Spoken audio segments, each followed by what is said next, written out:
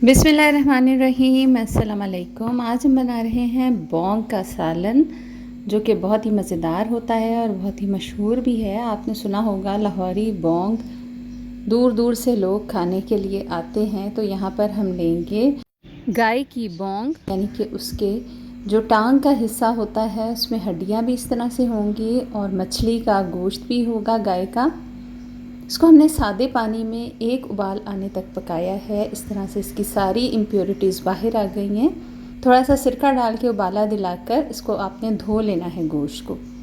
दोबारा से पतीले में पानी डालेंगे और उसमें साबुत गरम मसाले डालेंगे। 1 टीस्पून लौंग, 1 टीस्पून काली मिर्च, 3 से 4 अदद बड़ी इलायची, 3 से 4 दालचीनी के टुकड़े, 2 टेबलस्पून खुश्क धनिया, 1 टेबलस्पून ज़ीरा, 1 टेबलस्पून सौंफ और 1 पोथी लहसुन की और 1 पूरा प्याज। खुले पानी में ये तमाम चीज़ें डालने के बाद जो बोटियाँ हमने धो ली हैं अच्छे तरीके से, उन्हें इसमें डाल देंगे। पहले जो बड़ी हड्डियाँ हैं उन्हें मैं इसमें डालूँगी। इस तरह से डालने से ऊपर छींटे आपके पड़ेंगे, तो पहले आप बड़ी हड्डियाँ डाल दीजिए। आप देख सकते हैं कि हड्डियाँ मैंने किस मिकदार में ली हैं। जितना आपने गोश्त लेना है उतनी ही हड्डियाँ इसमें शामिल करनी है, नली वाली हड्डियाँ। और अगर आप बाज़ार से कटवा रहे हैं गाय की बौंग, तो मज़ीद आप उसमें नली वाली 3-4 हड्डियाँ अलहदा से ले लीजिए। इसी से इसका जायका बनता है और इसी से सालन का जो असल टेस्ट है वो आपका निकलेगा। हल्की आंच पर इसे पकाना है 3 से 4 घंटे तक। आप देख रहे हैं इस तरह से जब ये पकने लगे और गोश्त आपका 80% तक गल जाए तो आपने आंच इसकी बंद कर देनी है। थोड़ा सा ठंडा होने का इसे मौका देंगे। और अब एक पतीले के ऊपर मैंने छलनी रख दी है और इसमें से तमाम बोटियाँ और हड्डियाँ निकाल कर मैं इस छलनी में डाल दूँगी। यखनी को हम अलहदा कर लेंगे और बोटियों और हड्डियों को अलहदा कर लेंगे। बड़े छानने की मदद से, जिससे आप फ्राई का काम लेते हैं, बहुत आराम से ये निकल आएंगी। गरम बहुत ज़्यादा है इस स्टेज पर हमारी यखनी, तो आपने बहुत आराम से और बहुत ध्यान से काम करना है। एक हाथ से पतीले को आप पकड़ कर रखिए और आप दूसरे हाथ से अलहदा कर लीजिए। यहाँ पर एक अलहदा पतीले में मैंने 6 से 7 तुरियां लहसुन की डाली हैं और एक बड़े साइज़ का प्याज मोटा मोटा काट कर आपने इसमें शामिल कर देना है। साथ ही शामिल करेंगे इसमें 1 प्याली कुकिंग ऑयल। मैं यहाँ पर रॉ कनोला ऑयल में इसे बना रही हूँ। आमतौर पर बौंग बहुत ही ज़्यादा मुरगन खानों में शुमार होती है और ये समझा जाता है कि इसमें कोलेस्ट्रॉल की मिकदार बहुत ज़्यादा होती है।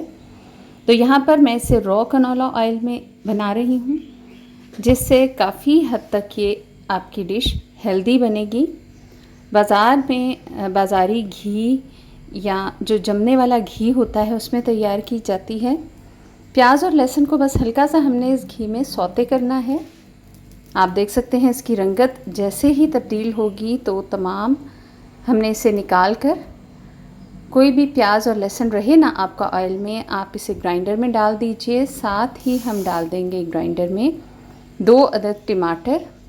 टमाटर को आप बीच से 2 हिस्से कर लीजिए और 2 अदद टमाटर आप ग्राइंडर में शामिल कर दीजिए। इसका हम अच्छी तरीके से एक पेस्ट तैयार कर लेंगे। मेरे पास यहाँ पर 2.5 किलो गोश्त है और 2.5 किलो ही यहाँ पर मैं हड्डी इस्तेमाल कर रही हूँ। ये वही ऑयल है जिससे अभी हमने सौते किया है प्याज और लहसुन को, निकाला है। ये पेस्ट अब हम पहले कुकिंग ऑयल में शामिल करेंगे और कुछ देर के लिए इसे भूनेंगे अच्छी तरह से, यहाँ तक कि तेल अलहदा हो जाए। साथ ही शामिल कर देंगे हम इसमें हल्दी 1 टीस्पून, खुश्क धनिया 2 टीस्पून, पिसी हुई लाल मिर्च 1 टेबलस्पून और नमक हस्बे ज़ायका। यहाँ पर नमक आपने बहुत ध्यान से शामिल करना है क्योंकि हमने यखनी में भी नमक डाला हुआ है, तो आप उसी हिसाब से नमक इसमें शामिल कीजिए कि अगर आपने आधा चम्मच नमक यखनी में डाला है तो आप आधी मिकदार नमक की सालन में शामिल कीजिए। अच्छी तरह से इसे भुनेंगे हम और भुनाई करते हुए जब ये तेल अलहदा हो जाएगा तो इसमें शामिल कर देंगे हम मछली की बोटियाँ। सारा मसाला आपने इसके ऊपर से झाड़ लेना है। जो हमने यखनी में मसाला, साबित गरम मसाला शामिल किया था वो अब सालन में नहीं जाना चाहिए।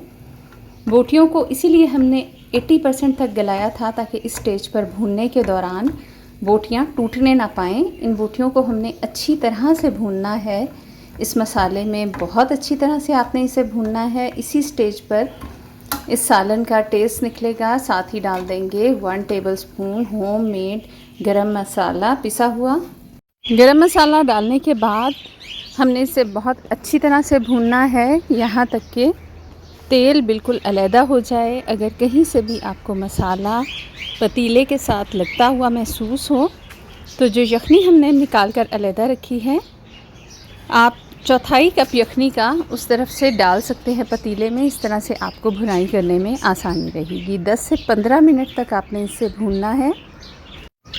इसे ख़ास तौर पर नाश्ते के लिए इस्तेमाल किया जाता है लाहौर में, और आप इसे दोपहर के खाने में भी सर्व कर सकते हैं। ताज़ा रोहनी नान के साथ या फिर सादा कुलचे के साथ बहुत ही मज़ेदार लगती है। इसकी ख़ासियत ये है कि इसका शोरबा कुछ पतला रखा जाता है। तो यहाँ पर अब मैं इसमें शामिल कर दूँगी यखनी, जो हमने अलहदा निकाल ली थी। यखनी आपने जितनी भी शोरबे की मिक़दार रखनी है उससे कुछ ज़्यादा डालनी है। मज़ीद इसमें हम पानी भी डाल देंगे कुछ, अगर आपको यखनी की मिक़दार कम महसूस हो। और अब हमने इसे मज़ीद 1 से 2 घंटे तक पकाना है, यहाँ तक कि बोटी गल कर बिल्कुल रेशा हो जाए, लेकिन टूटनी नहीं चाहिए। आपकी बोटी की पोजीशन ये होनी चाहिए कि अगर आप इसे नवाला लगाएं तो ये रेशा रेशा हो जाए। अब इसमें शामिल करूँगी मैं नली के अंदर का गूदा। आप देख सकते हैं, इसे मिख भी कहा जाता है, और हड्डियों का गूदा इसमें हम शामिल कर देंगे। शोरबे में इसी से जायका बनता है बौंग के शोरबे का। और जैसा कि आप देख रहे हैं, इसको पकते हुए मज़ीद 1 से 2 घंटे गुज़र चुके हैं। हरे धनिया से आप इसे गार्निश कीजिए। साथ ही अदरक बारीक कटा हुआ आप इस पर डाल सकते हैं। अगर आपको नमक या मिर्च इस स्टेज पर कम महसूस हो तो आप इसमें नमक मज़ीद शामिल कर सकते हैं। और काली मिर्च इस स्टेज पर आप ½ टीस्पून इसमें शामिल कर दीजिए। काली मिर्च अगर हम सालन में पहले शामिल कर दें तो सालन का रंग बहुत गहरा हो जाता है। इसमें गोश्त के पीस काफ़ी बड़े रखे जाते हैं, जैसा कि आप देख रहे हैं, और इसी से इसका जायका बनता है। बौंग का सालन हमारा बिल्कुल तैयार है। 1 गिलास ठंडा पानी अब मैं इसमें डाल दूंगी। उससे ये होगा कि तेल सारा इसके ऊपर आ जाएगा। हरा धनिया डालकर आप इसे ढक दीजिए। कुछ ही देर के बाद सारा रोगन इसके ऊपर आ जाएगा। 1 टीस्पून पिसा हुआ गरम मसाला मज़ीद इसके ऊपर छिड़क दीजिए। बहुत ही मज़ेदार बौंग का सालन तैयार है। वीडियो पसंद आए तो लाइक, शेयर और सब्सक्राइब ज़रूर कीजिएगा, और कमेंट में ज़रूर बताइएगा कि आपको रेसिपी कैसी लगी।